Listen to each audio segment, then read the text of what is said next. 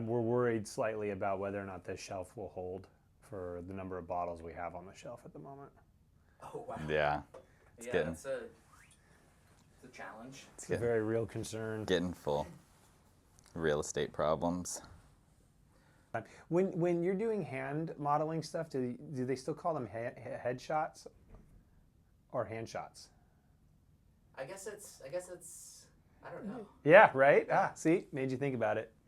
I'm sure they're hand shots. I mean, there's got to be. If you're hand modeling, it's like you have to. You're not going to be like that. Yeah. Maybe. Do both. You could do both, Mike. You're pretty, but Thank you. your hands. Except my hands. Yeah. Yeah. All right. Cheers. Cheers. Congratulations. Thank you. Mike closed on his property today.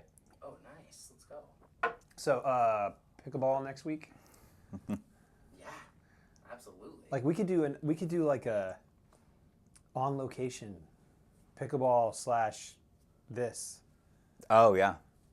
I told Amanda that I think it'd be a good idea to possibly go on the road and do these maybe somewhere else, like maybe in the valley.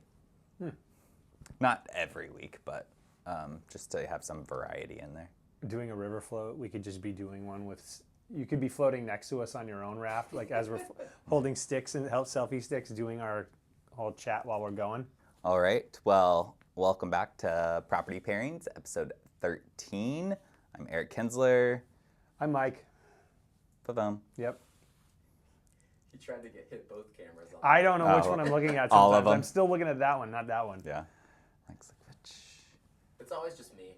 Yeah. Just look at Jake. I just. That's always what I do. I always like talk to Jake. I need like over the little red light over which one to look at. I was watching a video as some talk show type like Dancing with the Stars type thing, but out of Europe, and the host is known for having a bad attitude if he gets flustered. He's like this Italian guy. It's all in English though, and to mess with him, the crew started switching which camera with the light, and the panel behind him is like, you have to look at the camera that has the light over it. So he's like, I am looking at it. And then they would switch it to that one. He's like, I saw that. Did you see that? Yeah, yeah. I feel like that's what's going to happen here. Yeah. All of a sudden he was like, that one's got that. They all have the lights. I would do that if I was on the other side. How was your week? It's been good. Had my birthday on Sunday. Yep. So, and then my mother-in-law and brother-in-law and his partner and 2 kids moved up, and that ended up being a 2-day move. So we were all hanging out at my house on Mother's Day / my birthday. It was my first day off in a while, so I was trying to park it on the couch and just stay horizontal. Where did you go for your birthday again? Oh, Friday. John Howie. Oh yeah, I sent you all the pictures. Yeah, Yeah. He's at John Howie, and rightfully birthday dinner, right? Yeah. Beautiful steak, that beet salad thing, drinks. There was the potato thing that looked amazing. Twice baked potato. But just for context, Asparagus. No, not asparagus. Brussels sprouts. I'm sitting in a booth at a Pagliacci arguing with 3 kids, eating whatever slice of the day that's sitting up there in the warming drawer. I'm like, what's going on? But I wished happy birthday. I was like very excited because it's a well-deserved. Yeah. You're 48? Mm-hmm. Okay. Where did 48 come from? I don't know. I just pulled it out of the air. Yeah. Yeah. No, solid 37. But good weeks. Late 30s. Yeah. What else happened this week for you?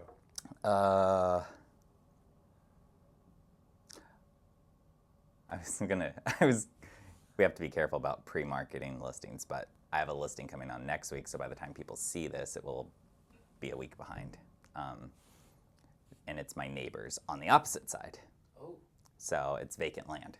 So it's just like my sign for vacant land, my house, my neighbor's house with their for sale sign. So it's like no one wants to live next to me. And I'm like, how?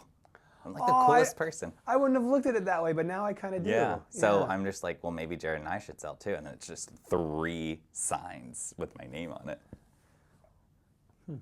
that'd be cool. So I'm excited to list that. That'll be fun. Is that one going to go quick?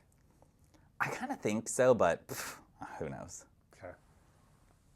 The tree cutter's out there today, and then the landscaper is coming on Sunday.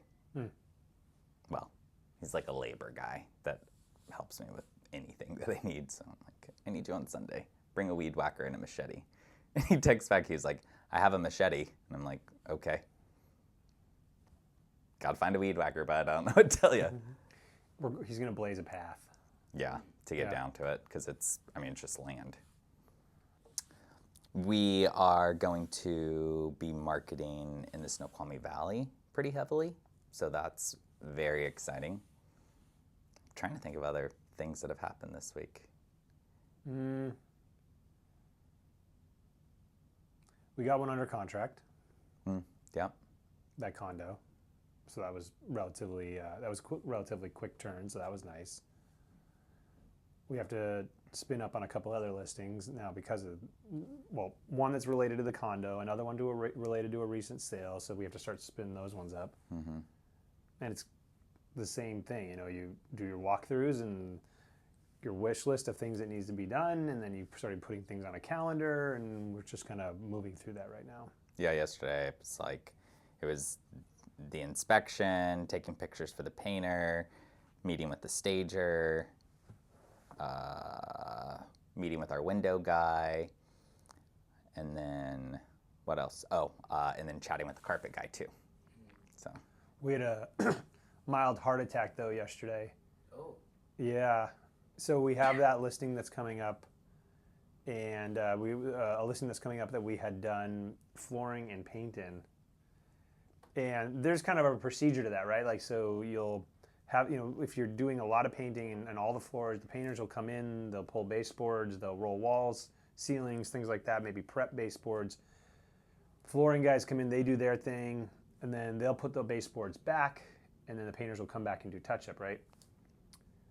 Somewhere in that conversation, the painters pulled every single piece of baseboard out of the house, and it was all piled up in the garage.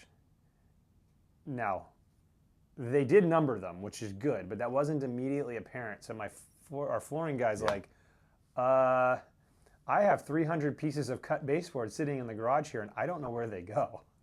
Oh. Because you got to label all of them somehow. To put them back in order. Yeah. I think typically they use like blue painter's tape so you can see it, but this time they wrote.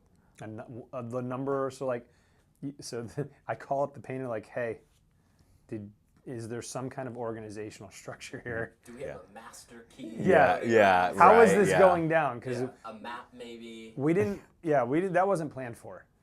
And this painter we've used for years. So our assumption was, there is a plan here for this. And so, call him up. He doesn't answer. Calls me back. And then he's like, yes, if you stand at the top of the stairs, if the number starts with 1 and goes all the way up, you go the first one on your left, and it's clockwise through the entire upstairs, one piece at a time. So 1, then 2, then 3, then 4, then 5, all the way. Okay, fine. And downstairs, it starts at 100, same thing. Oh, okay. So then they just have to go back and go get all those pieces and lay them out, 100, 101, 102 in sequence all the way through the base, all the way through the lower floor. But that was a little bit concerning. But that was what concerned us. Like, I would have taken all the pieces from a room and taped them together. Yep. Yes. And it would have been label like that room, bedroom 1. Extra piece of tape saying which wall. Exactly. Yeah. Yep. So that was it seems like some relatively dumb, but that was mildly panic inducing because we're not talking about 20 pieces of trim that you can obviously, this piece is about that big, that piece of stub wall is about that big, it probably goes there. It's every piece of trim in the entire house. Yeah, that's insane. For sure, it should just be like primary bedroom grouped together, stack. Yep. Because it's pretty easy puzzle piece after that, unless it's. It's not hard. Start with the smallest pieces, and then you can start to figure it out pretty quick. But that was terrifying. That I was like, are we gonna have to? Well, we are gonna have to go out there and figure this one out. Yeah. Oof. That's like install them that's ourselves. like a 1,000-piece puzzle without a picture to work off of. No, thank you. Something funny that happened yesterday. So I'm going to go meet all those vendors, and it's in a condo community, and haven't finished my cold brew yet. Oh no. And so I get there, and I'm like, oh, okay, there's the unit. And so I park, and I grab my stuff, and I head up there, and go to put the key in, and it's not working. And I'm like, so then I look at the number on the door, and I look back at my phone, completely dyslexic, and had Wrong it backwards. Wrong unit. And so I'm like, dang it. And so I start walking. As I start walking down, the door opens. And I was like, I'm so sorry. Not to panic you. I'm a real estate agent. I just got the numbers transposed. But it's just like this lady in her pajamas, like, Oh, yeah. who's trying to break into my house? Yeah, I'd be concerned.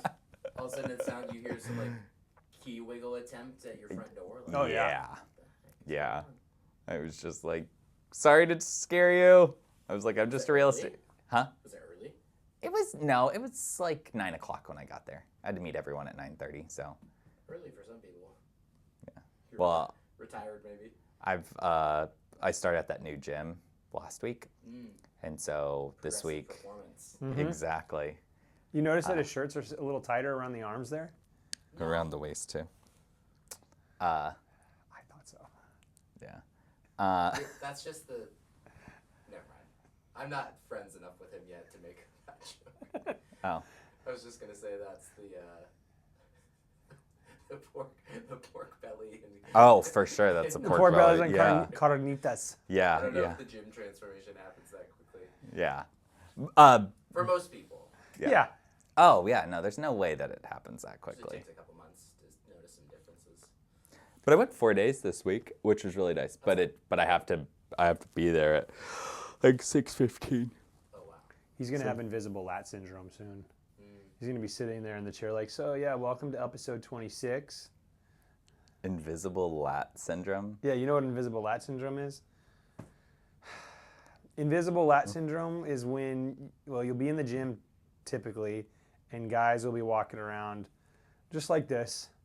But there's a lot of daylight right there. There's nothing there. Like you Yeah. could just go like this, like regular people do, but they walk around like this. That's invisible lat syndrome. Oh. Huh. I mean, I couldn't extend my arm the other day. Oh, that was funny too. From being sore. Yeah, I woke up in the middle of the night to reach to grab some water, and it wasn't going. I could bend in, but I could not go any further than like that. And so I had to like physically scoot and keep my arm like that and like reach to grab it, like, because it just would not go. It wasn't going. It was. You still haven't told me how much you were bench pressing I haven't bench pressed anything. or curling. It was curling. You haven't told me what you curled. Yeah. Why would I tell you that? I thought we shared. It's because it's. You're starting out. It's brand new. Yeah. I'd have to look in my book. I have all of the stuff in the book. Oh, nice. Yeah. Track the progress.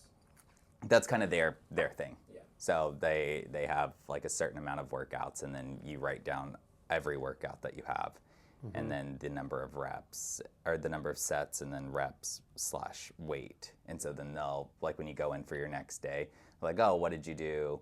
What have you been doing? So then they'll look at the last one, like, okay, time for you to go up. Oh. Go gradually up over time. One could call it progressive. Exactly. Improving your performance. Yep. Yeah.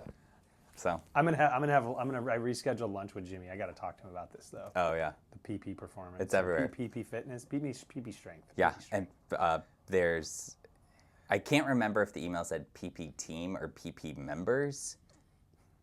So that's how it comes out. It's like, yeah. Have you ever had this muscle spasm in your abdominal wall? No. Oh, it's awful. It's worse than like a hamstring or something. Oh, it's like yeah. a Charlie horse, but in your abs. Yeah, I told Eric there at one point in a past life I used to have a workout partners, pre-Julia, pre-kids, all of that. And one of my workout partners, his name was Lucian, and I've known him since we were in high school, since we were 14. And we were in our 20s, and we'd find workouts in magazines and do those ones. and I was in in magazines. yeah, like you go to like a muscle fitness workout type magazine, and they'd be like, okay, here's a strength training routine for 12 weeks that you can repeat, and here's how you calculate, and it's like heavy Monday, Tuesday, Wednesday, off on a Thursday, and then you do this progressive overload type thing. And I introduced him to it. He only worked out with me for like a week on this, because he calls me up one day, middle of the day. I'm like working on something on a house or something, and he calls me up. I'm like, hey, what's going on? And he just starts laying into me with expletives, and I'm like, dude. And he goes, I can't get off the toilet. Because he did that kind of controlled fall onto the toilet, because we had done a massive leg workout the night before, or 2 days before that, because it's like the second day. Yeah. He couldn't get off the toilet. Oh, second day soreness sometimes. And he was at work. He got stuck in the bathroom. Yeah. He couldn't get off the toilet. He stopped working out with me. Yeah. Or you'd have to start installing the handicap bars. I did. I think I told him to use those. Yeah. Dude, suck it up. Come on. You know, the kids these days are finding workouts via Instagram and the internet. This is before the internet, when Mike was working out in high school. I think this has been okay. You know what? Yesterday was a great day for me. Should we talk about why it was such a great day for me? Sure. I'm gonna guess someone thought he was Yes. sub 35. They didn't say an age, but just because I had made the comment that I've been doing this for 18 years, selling homes, right? And the comment was made that, wow, that I would not have pictured that. You know, you just look so. What did she say? Young? Yeah. Yes. And I immediately did one of those, like, looked at Eric, and you could just see him. Eric doesn't eye roll, he head rolls. He's just like, oh, God. And I was like, do you want to know about the skincare routine? And I told her what the skincare routine was. She actually asked about the skincare routine, and I was just like, come on. It was like, and then I threw in the jawline. I threw in the conversation about the jawline. Yeah. Of course he did. I know. If anybody says something, Mike is just going to like, we're going to hear about it today. I'm going to hear about it next Monday. He's going to forget we talked about it this week. I'm going to bring it up next Friday. Bring it up next episode. Yeah. Any time. I in my memory bank, I know every time he's gotten a compliment. The thing about it, too, that made me so happy is because he was right there next to me. And when the questions were asked, they touched on a couple of the video shorts you've done for us. And I'm like, this is perfect. Like, did she like pre-watch our stuff just to load this in here? No, this was spontaneous. And then she watched our stuff and then said that Mike was age-defying. And I was like, she's just being nice. She just met you. So he was like, age-defying. Did you see that, Eric? And I'm like, called him out in the text message thread. So I sent the like eye roll emoji. Naturally. It really, my week went like that with that whole experience. Also, okay, so she's over here calling Mike age-defying, and I get You got tall. tall. I'm like, that's not a compliment. It's an observation. I know. It's what you like to remind me of all the time. That's the one thing that I have. And she acknowledged that. I'm Yeah. age-defying. You're tall. Yeah. She's fired. It's like Big Bird and Elmo or something. Like, he's always looking like a little kid, but young, and you're tall. You'll start looking old, for sure. Your kids are getting older. You got 2 businesses. It's coming, for sure. That has thrown me. We've helped a couple of athletes over the years sell homes and things like that. Yeah. And the one that stuck with me the most was when I was selling a basketball player selling his home. And kind of, I think we were going with this is like when you see them all together, they're like, oh, they all look like it's all relative. yeah, they all look average size, right? Yeah. And I'll never forget. Like I pull up to the house. And he's out in the kind of in the front, and I go to start talking with him, and it was like, nice to meet you, and and I go to shake I go to shake his hand, and his hand like wrapped around my hand twice because his fingers were so long, because his hand was like that big. I was like, I'm going to go back to my hobbit hole right now. Like, this guy's huge. Are you from the Amazon? Well, one of them was a football player one time too, and I go to shake his hand, and I was like in prime, the strongest I'd ever been, and I knew I was going to go meet him. I was like, okay, you got to get ready to shake his hand, and I was like psyching myself, and I go to shake his hand, and he just collapses my fingers into dust. I could not believe how strong his grip was. Yeah. I've had one of those. And like, you know, you're walking into it. Yeah. You're like ready to go.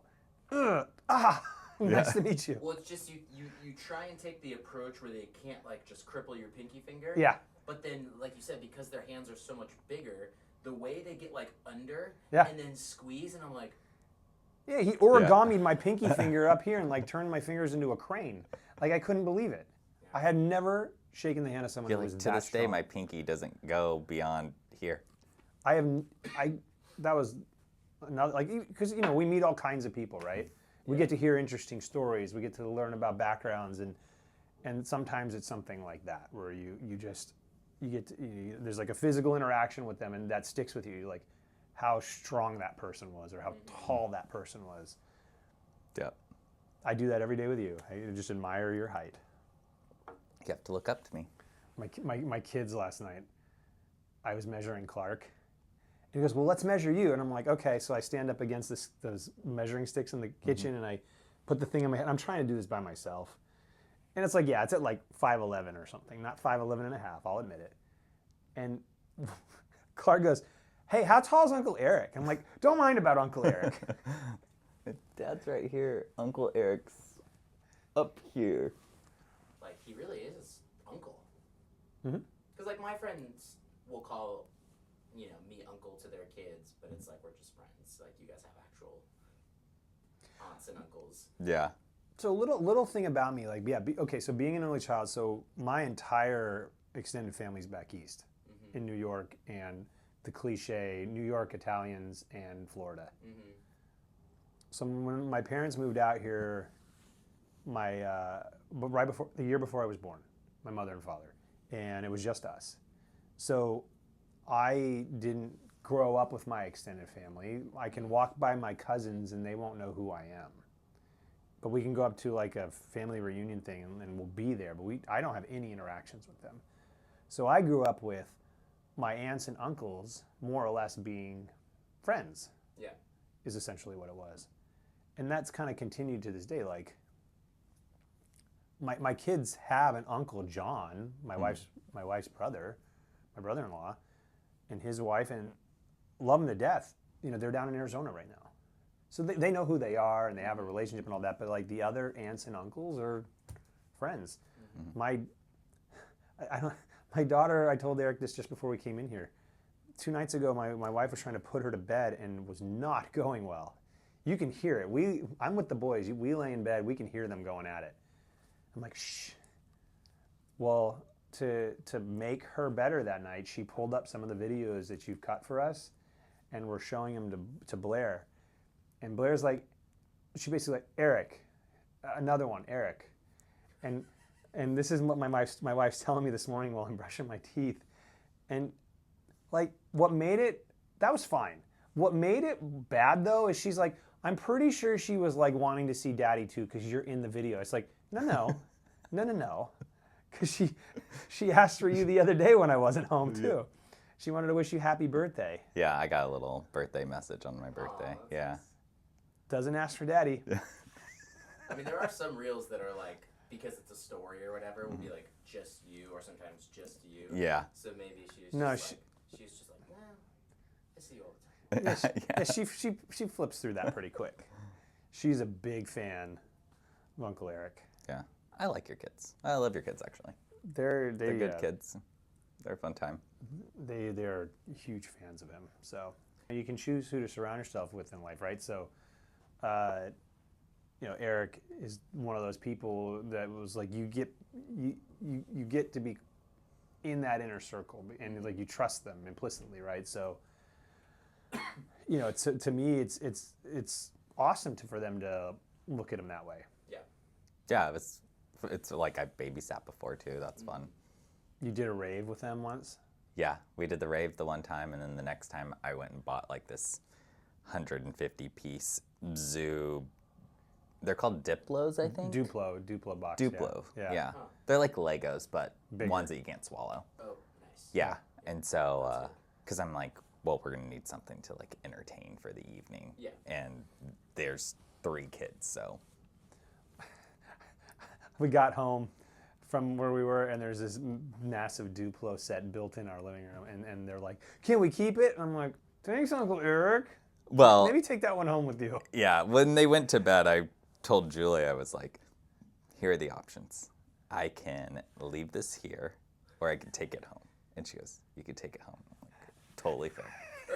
She's like, Yeah. take that with you right now. Yeah. And then they'll play it when they come over to the yeah. house. Well, the and current- other kids that we have come The over current to. thing in our house right now is they've taken all those Duplo blocks, the ones that we do have, and made swords out of them. And they beat each other with them. What happened to the Cardboard ones? lightsabers? Well, those got broken. Yeah. They beat each other with those too. Yeah. And then I made them cardboard swords, and I made those pretty well. Yeah. And they broke this? No, Oh. they still hit each other with those too. Okay, okay. But right now we're into making Duplo swords. Other than that, it's kind of a lower key week. It was mostly this week. We have a lot of closings coming up in the next couple of weeks. Mm-hmm. Like 4 more Yeah. closings, I think. And then your listing that comes on, and then there's 3 other listings we're going to be spinning up in the next, starting to spin up in the next, within the next month. Yeah. Maybe and then 4. even more before August. So the market's been getting, it's like double the listings from the previous year in the same month. So there's a lot more homes available. So and then we're getting all these questions like, well, okay, what's going on? What should we do? I mean, we can diagram in this on a lot of levels, but fundamentally it's going to come back to like, well, what do we need to do for you? Yeah. I need to move because of my family or work or whatever. I was like, well, you kind of got to stick to that then. Yeah. Yeah, you have to do, either you do really aggressive pricing, or you're having to wait a little bit longer. Houses just don't, not everywhere, but they're just going to take longer to sell right now. So it's key to have somebody who knows what they're doing to list your house, because it's not just going to, people aren't just going to come in over the weekend and then write an offer early the next week and you're done. You have to do strategic stuff continuously to sell it. Well, people have a recency bias to this stuff. You know, from like 2008 to 2014, it was like if you've only been on the market a month and you got an offer, like you were golden. Mm-hmm. If you were on the market for 60 or 90 or 120 days, like, okay, that was to be expected. Yeah. And then the market picks up, and then if you're on the market for 2 days, something's wrong with your listing. Yeah. And it just takes a while for that to catch up. Yeah. Nobody's immune to this stuff right now, and there's I don't want to say turbulence in the market, but it's just people are biding their time and waiting for confidence to maybe come back in other areas, like whether it's inflation or in jobs reports or things like that, or if maybe the temperature is being dialed down internationally on wars and things like that. But that brings back consumer confidence. Yeah. If he's doing everything right, he's in the boat with the rest of us. Mm-hmm. And so you just Part of it's waiting game. Yeah. you kind of adjust you adjust. He just did one. He did an adjustment. It was a price adjustment. Mm-hmm. See what that drives as far as activity on the home. Yeah. I mean, I don't know if I've told you this before, but my very first listing, when I got there, her house had been flooded. Mm. And so drywall was missing, the kitchen was torn apart. I think I went there in May, and like the Christmas tree was still up from when it happened. And she was just like, I don't know what to do. So we have this program through Windermere where Windermere will let you borrow money. So we did that. We had a contractor go in and fix everything, put it on the market. 3 days later, had an offer over asking price. Wow. Then the HOA put on this crazy assessment. So financing failed. No one could get financing. I had to take it. We ended up having to cancel the listing after I had put all of this work and money and everything in my very first listing. And had to rent it out for a year, relisted a year later, then we sold it. But it was just like, that was my first experience with listing, with my listing. I was like, It's deflating. It is. It can be really deflating. But one of the things I always say is like talking about make sure you can get a thick skin as quickly as possible. You went to that event last week? Oh yeah, last Friday? The speed dating thing. oh yeah. So yeah, it was speed dating, Washington State Multifamily Association speed dating thing. Basically, they have this big at Made in Bauer Center. They have this big conference room thing, and there's a partition between the two halves, and all the vendors are on one side, and all the property rep people are on the other side. And there's 34 tables there, and they have 18 sessions. Now we didn't have someone for every 18, all 18 sessions, but I think we had 11. So you have 6 minutes with them, and it was eye-opening because we were exploring whether or not we're going to keep that particular portion of this other business I'm working on running or not running. But it was a lot of talking, a lot of making that pitch over and over again, and kind of seeing what works and what doesn't. Oddly enough, we were the only vendor there because it was all flooring people and plumbers and drywallers and painters and whatever that might be providing them services, right? And we show up, we're like, hey, we have the worst pitch for you that you're ever going to hear today. And it was, we want to take your people. And of course, they all kind of smile. They're kind of in shock. They take a step back. What do you mean take our people? We're like, well, here's what we do. And then they're like, oh, okay. And for about half of them, they're like, oh, okay, I can see how this works and where this makes sense. And so it went well. Kind of hoping we were going to get shut down on every one of them, but the fact is, like, half of them were like, yeah, that's actually pretty interesting. I'm like, okay, well, we got to keep exploring this. So it was a long day. Yeah. It was a really long day. You lost your voice. I did. Yeah, I don't lose my voice. I can't think of. I've had times where it's been like really scratchy, and it hurts to talk, but the voice part, I don't know that I've ever really lost it. Yeah, well, I'm sure my wife wasn't complaining, and neither was my kids, so they were very happy. I always feel like when you do lose your voice, people are even more kind, especially those around you. Think of it when your teacher lost their voice, and you're like, oh, we need to act even better because she's whispering, right? True. Not in my house. Yeah, they didn't care. Like, I was out in the front yard, and they're playing around and riding their bikes, and at one point, we had done some re-landscaping, and there were these big rocks, right? And they're jumping from rock to rock, and Clark has this spike that you stick into the ground, and it's got a wheelie on the top of it, kind of a bearing kind of system going on, so that you're supposed to put it at the corners of your beds so that when you pull the hose doesn't slide across the whole flower bed. It hits these, you can pull it, and then the wheel kind of re-articulates the hose around the bed instead, right? But it's this long, and it's got a spike on it, and he's jumping from rock to rock, and I've already kind of lost my voice, but I managed to get out a big yell, don't do that. And then we had to have a little conversation about, hey, what would happen if you fell on that? Oh, well, it would hurt. So do you think we should be jumping from rock to rock holding that? No. Then let's not do that. Perfect. I'll take that. That part was in a whisper, but the yell part, I got it out. Yeah, you got to get the attention before something happens. Right. Mm-hmm. And then correct in a calm. I caught my daughter the other day, same thing, Blair, with the scissors. Like, we have those 3 pairs of scissors, and the ones with the red handles are really sharp. I don't know how she got them. She got past me. I turn around, I'm making her breakfast, and I turn around, and she's sitting there with the scissors going like this. I'm like, and you have to walk up real calm. Right. Hey, can I? Because I don't want to make it a game. Right. She'll run with them. Right. Can I? Hey, Daddy gets those. Yeah. Put those on the top shelf. I mean, she's pretty good at just like going and opening stuff up and grabbing it, or quickly climbing up that little white thing that you guys have that she sits on. She climbs up the shelves.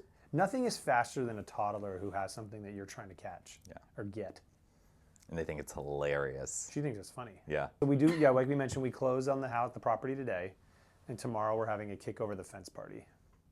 So when we do a live, not a live, a on site one of these, we can play some pickleball.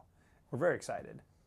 Should get some branded Pickleball paddles or pickleball balls. Some property pairing paddles. We could do that. Could say Pavone Kinzler. Kritzonis Lindor team did that. Did they? Yeah, because they had like a waterfront listing that had a pickleball court. Huh. So. Monogrammed wiffle ball pickleballs. Yeah.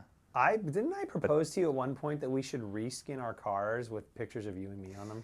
Yeah, but that's not going to be a thing. I think that would work because it's one of those visual touch points. People would recognize us and see us. If Landry can figure out how to make my car payment marketing, and if that includes... Would you do it?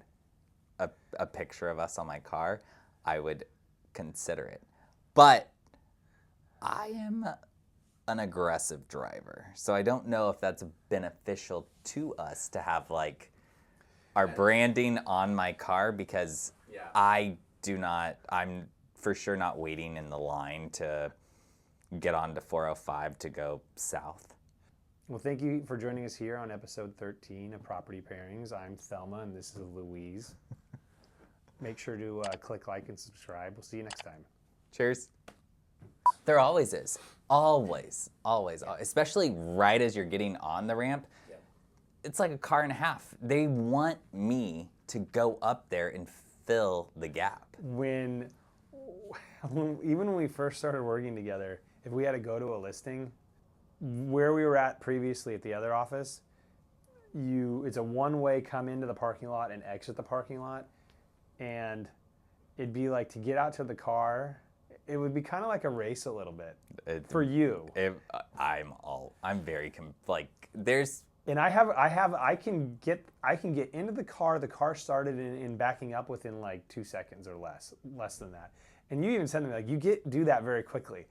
And I would always purposely park closer to the exit than Eric when we had to leave somewhere. So I was backing up before he did. And at one point, you actually beat me on that. You parked further up. So I backed the wrong way down that thing and then left out the entrance to beat him out onto the freeway. People are competing with me even though they don't know they're competing with me. And it's always a race. If we're both at the stop sign or at the stop light. He is just sort of revving the engine, like doing one of these. I don't rev it, but I do kind of like look over, especially if it's like a car that I know wants to race. Yeah. You can just tell. I immediately am like, sport.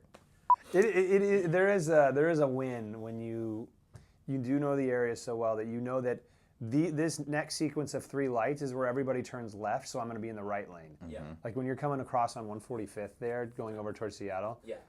And you're going westbound. These 3 lights, everyone turns left on these ones, so be in the right lane. As soon as you get past those, get back in the left. You just know those things. Yeah. It comes with a lot of driving, but they do deserve to have their bumper ridden, and the occasional flashing of the lights. You're a light flasher? I can understand if you're passing. Do you get in front of them then and then throw on your windshield wiper fluid? No, I'm not. He's not an animal. That's the line. I have no problem passing. Now there's a Pavone Kinzler skin on his car. I would probably be a safer driver if we put that on. We could do one of those ones where the skin's on the back and you and I are there and one of our hands is the windshield wiper on the rear of the car. I guess it'd have to be my hands because we can't Photoshop any more of your hands. Yeah. Yeah. Can we Photoshop your hands onto my hands?